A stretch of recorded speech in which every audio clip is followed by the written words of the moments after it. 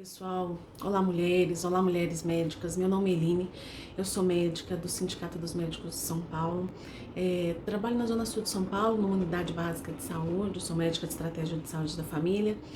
Hoje nós vamos falar sobre assédio moral e sexual no ambiente de trabalho, um tema muito importante que nos acomete desde a nossa, desde da nossa vida estudantil, aí como aspirantes a médicas.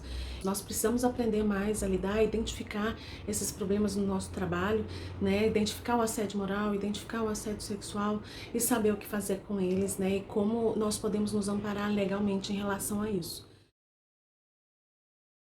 Antes eu queria falar para vocês que em março de 2019, a Câmara aprovou um projeto de lei que tipifica o assédio moral. Até então, não existia na lei, tipificado em lei o que era um assédio moral. E aí ele é tipificado como crime a partir de então. O assédio moral são ofensas reiteradas à dignidade de alguém, causando-lhe sofrimento físico, mental, por conta do seu exercício profissional, por conta do seu cargo, da sua função. Existem algumas formas de assédio moral. Tem assédio moral vertical, vertical descendente, vertical ascendente, assédio horizontal e assédio moral misto. O descendente é quando o colaborador de nível hierárquico mais alto pratica violência. Esse é o mais comum, que a gente vê, quando os nossos chefes, eles praticam o assédio moral contra nós.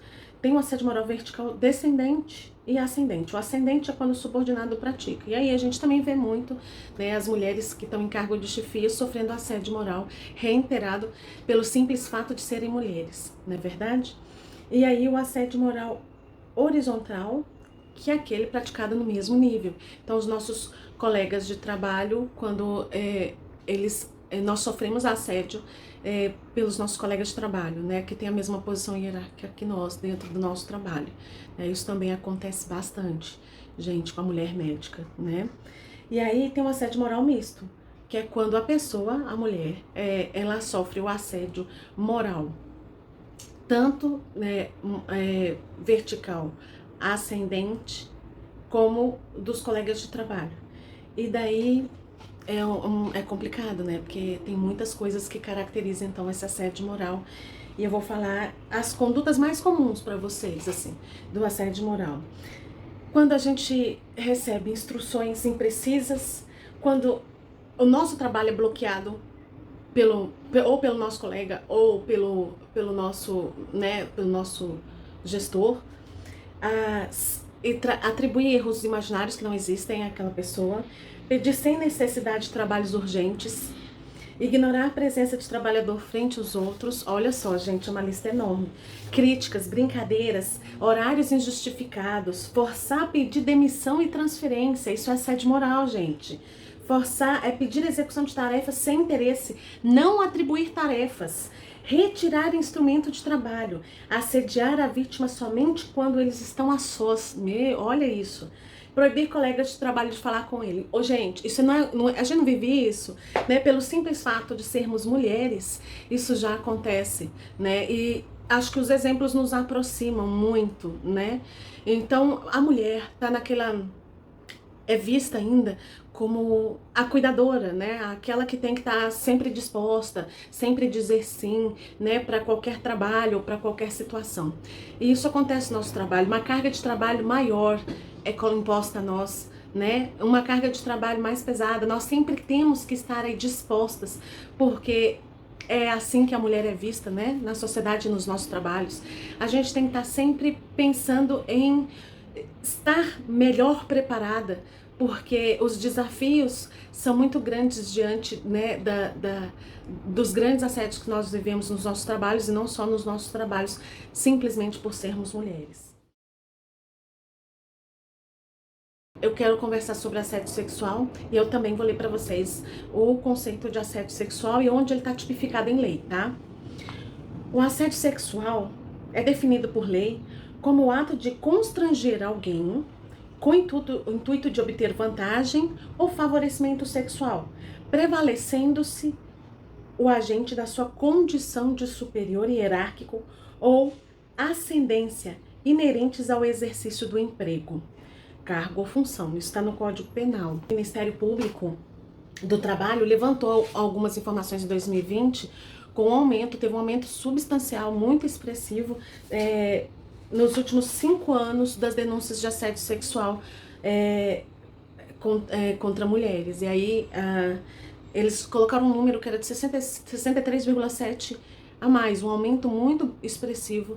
E eu vou dar para vocês uns exemplos mais comuns de assédio sexual, porque a gente acha que o assédio sexual ele passa por uma coisa mais explícita do que a gente pensa. E na verdade, olha só, os exemplos mais comuns são narração de piadas ou uso de expressões de conteúdo sexual, contato físico não desejado, convites impertinentes, solicitação de favores sexuais, pressão para participar de encontros e saídas, criação de um ambiente pornográfico, gestos ou palavras escritas ou faladas, promessas de tratamento diferenciado, chantagem para permanência ou promoção no emprego, ameaças veladas e explícitas, como de perder o emprego, perturbação, ofensa, conversas indesejáveis sobre sexo. Nós somos profissionais médicas, estamos sujeitas a isso o tempo inteiro. São situações muito delicadas, mas a gente precisa identificá-las e pedir socorro, ajuda, porque elas não podem continuar.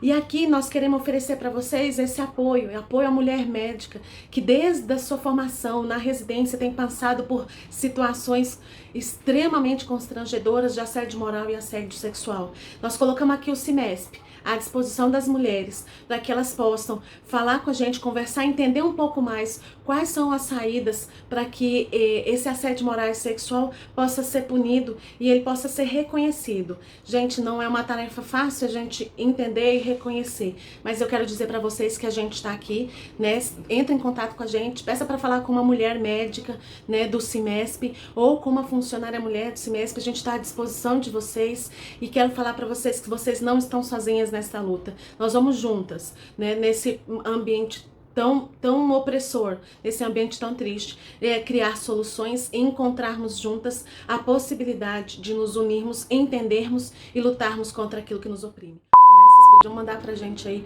as experiências de vocês, né? A gente tem um canal aberto pra gente poder conversar sobre isso.